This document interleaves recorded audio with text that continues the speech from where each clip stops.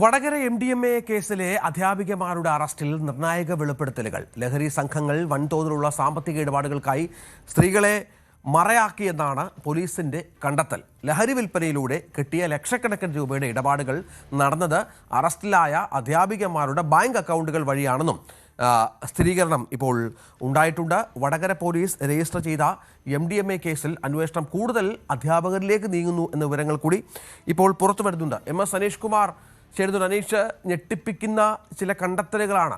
കാരണം അധ്യാപകരെ മറയാക്കി അല്ലെങ്കിൽ അവർ കൂടി പങ്കാളിത്തമുള്ള ലഹരി കേസ് എന്ന് പറയുമ്പോൾ അതിൻ്റെ എക്സ്റ്റെൻറ്റ് വളരെ വലുതാണ്. ഇപ്പോൾ കൂടുതൽ ഇടപാടുകളുമായി ബന്ധപ്പെട്ട വിവരങ്ങൾ പുറത്തു വരികയാണോ? ഈ രണ്ടുപേരിൽ മാത്രം ഒതുങ്ങില്ലേ അന്വേഷണം? രഞ്ജിത്ത്, കേസിന്റെ അന്വേഷണം മുന്നോട്ട് നീങ്ങുമ്പോൾ ഒരുപക്ഷെ കൂടുതൽ ആളുകളിലേക്ക് അന്വേഷണം എത്തും എന്ന സൂചനകൾ തന്നെയാണ് നമുക്ക് പോലീസിൽ ലഭിക്കുന്നത്. നമുക്കറിയാം, വലിയ സൽപ്പേരുള്ള ഒരു ജോലിയാണ് ഈ അധ്യാപക വൃത്തി എന്ന് പറയുന്നത്. പ്രത്യേകിച്ചും മയക്കുമരുന്ന് പോലുള്ള ഒരു കാര്യങ്ങളിൽ അധ്യാപികമാർ ഇടപെടും എന്ന് ചിന്തിക്കാൻ പോലും കഴിയാത്ത ഒരു സാഹചര്യം. അത്തരമൊരു സാഹചര്യമാണ് ഈ പ്രതികൾ അല്ലെങ്കിൽ ഈ പിടിക്കപ്പെട്ട അധ്യാപകരടക്കം മറയാക്കിയത് എന്ന വിവരങ്ങൾ തന്നെയാണ് പുറത്തു വരുന്നത്. ഏതാണ്ട് 2 ആഴ്ച മുമ്പാണ് വടകര പോലീസ് റിസ്വാൻ എന്ന ആളെ MDMA-യുമായി പിടികൂടുന്നത്. ഇയാളെ കുറിച്ചുള്ള അന്വേഷണങ്ങൾ പുരോഗമിക്കുന്ന വഴിയാണ് ഇയാളുടെ അക്കൗണ്ടുകളുമായി ബന്ധപ്പെട്ട് കിടക്കുന്ന CT കീർത്തന എന്ന മുൻ കായിക താരം കൂടിയായ ഈ പേരാമ്പ്ര BRCക്ക് കീഴിലുള്ള അധ്യാപികയിലേക്ക് അന്വേഷണം എത്തുന്നത്. അവരുടെ അക്കൗണ്ടിലേക്ക് നിരവധി തവണ ഈ ഇടപാടുകാർ പണം അയച്ചിരുന്നുവെന്ന് കണ്ടെത്തുന്നു. അതായത് മയക്കുമരുന്ന് ഇടപാടുമായി ബന്ധപ്പെട്ട് റിസ്വാനെ ബന്ധപ്പെട്ട് കഴിഞ്ഞാൽ പണം ഈ കീർത്തനയുടെ അക്കൗണ്ടിലേക്ക് അയച്ചു നൽകാൻ പറയും. പിന്നീട് കീർത്തന വാട്സാപ്പിൽ ഈ മയക്കുമരുന്ന് വാങ്ങാനുള്ള അല്ലെങ്കിൽ MDMA വിധിക്കാനുള്ള ഒരിടത്തിന്റെ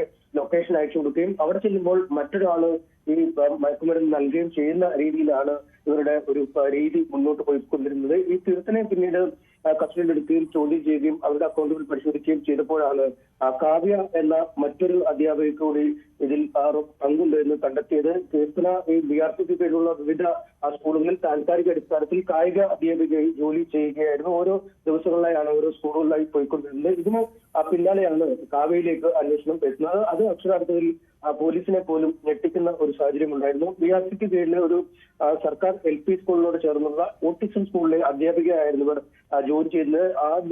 ആഴ്ച 3 ദിവസമാണ് ഇവർ ക്ലാസ് എടുക്കാൻ പോവുകയും ചെയ്തിരുന്നത്. 2016 മുതൽ ഈ BRCക്ക് കീഴിലുള്ള വിവിധ വിദ്യാലയങ്ങളിൽ ഇവർ ജോലി ചെയ്യുകയും ചെയ്യുന്ന ഒരു സാഹചര്യം ഉണ്ടായി. എന്തായാലും ഈ അധ്യാപികമാരുടെ ജീവിതശൈലിയിലൊക്കെ ഉണ്ടായ പെട്ടെന്നുള്ള മാറ്റങ്ങളെ കുറിച്ച് ഈ സഹാധ്യാപകരും BRCയിൽ തന്നെ ചില ഉദ്യോഗസ്ഥർക്കും സംശയമുണ്ട് എന്ന് നമുക്ക് മനസ്സിലാക്കാൻ കഴിയുന്നുണ്ട്. കാരണം അടുത്ത കാലത്ത് ഇവർക്കൊരു അപകടം പറ്റുകയും അതിന്റെ ചികിത്സ നേടുകയും ഒക്കെ ചെയ്തപ്പോൾ ഈ അധ്യാപകർ പിരിവെടുത്താണ് ഇവരുടെ ആരോഗ്യ കാര്യങ്ങൾക്ക് വേണ്ടിയുള്ള സഹായം നൽകുകയും ഒക്കെ ചെയ്തത്. എന്നാൽ പിന്നീട് വളരെ പെട്ടെന്ന് ഇവരുടെ സാമ്പത്തിക നിലയിൽ ഒരു വലിയ മാറ്റം ഉണ്ടാവുകയും സ്വന്തമായി കാർ വാങ്ങുകയും മറ്റു വലിയ ആഡംബര ശൈലിയിലേക്ക് ജീവിതമൊക്കെ മാറുകയും ചെയ്തപ്പോൾ പോലും ഇവർ അമ്പരുന്നു. പക്ഷേ വിദേശത്തുള്ള സഹോദരൻ അല്ലെങ്കിൽ കാറാണ് അല്ലെങ്കിൽ അത്തരത്തിലുള്ള സാമ്പത്തിക നില മെച്ചപ്പെടലാണ് നമുക്കുണ്ടായതെന്നൊക്കെ ഇവർ വിശദീകരിക്കുകയൊക്കെ ചെയ്യുന്നു.